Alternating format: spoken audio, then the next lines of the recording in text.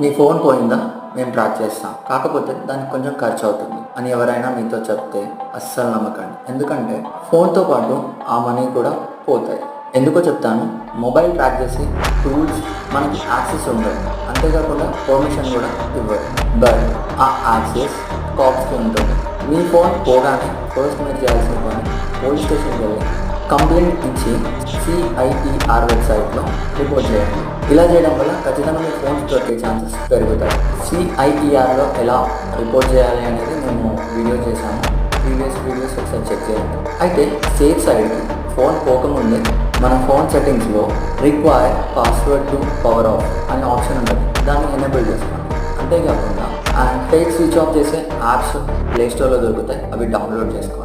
అయితే ఈ third party apps నుంచి డేటా లీక్ అయ్యే ఛాన్సెస్ ఉంటాయి కాబట్టి పర్మిషన్స్ చూసి ఇవ్వండి. ఈ వీడియో మీకు ఇన్ఫర్మేటివ్గా అనిపిస్తే కామెంట్స్లో